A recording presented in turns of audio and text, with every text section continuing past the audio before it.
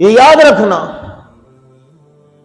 کیونکہ اعتراض کرنے والے بہت سارے، پھر ہمیں ہر چیز میں یہ دیکھنا ہے.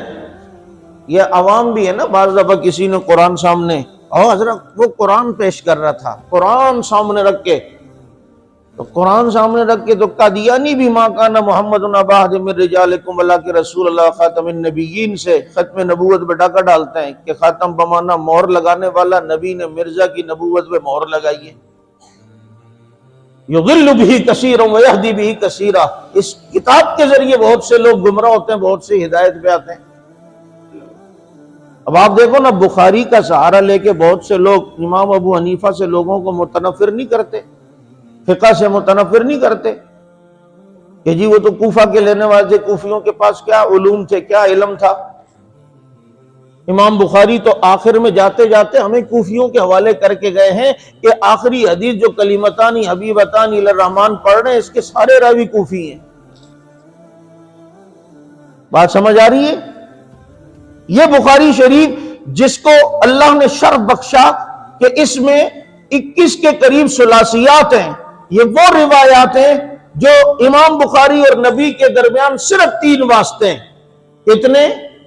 صرف 3 واسطے ہیں.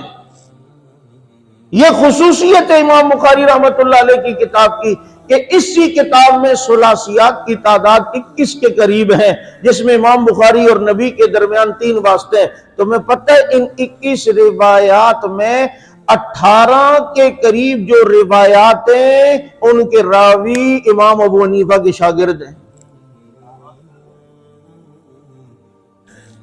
ہاں، ابو عاصم النبیل کو دیکھ لو، ابراہیم المکی کو دیکھ لو، یہ سارے امام ابو حنیفہ کے شاگرد ہیں، یہ حنفی ہیں. امام بخاری کی کتاب کی یہ ثلاثیات والی فضیلت حنفیوں کے بغیر ثابت ہی نہیں کر سکتا کوئی. اور امام بخاری کی تو 21 ثلاثیات ہیں، ثنائیات ایک بھی نہیں ہے. ثنائیات یعنی جس میں امام راوی اور نبی کے درمیان 2 واسطے ہوں. امام ابو حنیفہ رحمت اللہ علیہ کی 170 سے زیادہ ثنائیات ہیں. سمجھ آ رہی ہے؟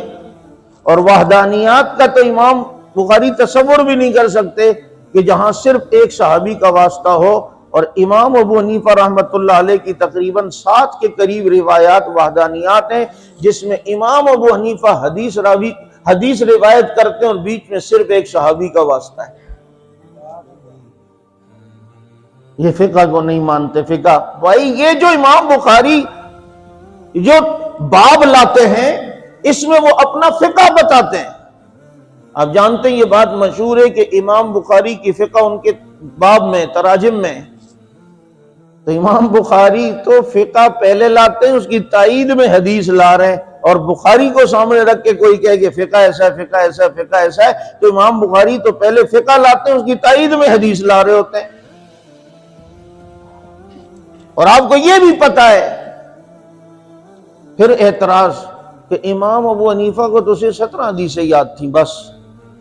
یہ بات کسی نے حضرت تھانوی رحمت اللہ علیہ کے سامنے کی، امام ابو حنیفہ کو صرف 17 حدیثیں یاد تھیں. حضرت نے فرمایا کیا شان ہے امام ابو حنیفہ کی، واہ یار کیا. نے کہا میں کہہ رہا ہوں 17 حدیثیں اور آپ کہہ رہے ہو کہ کیا شان ہے.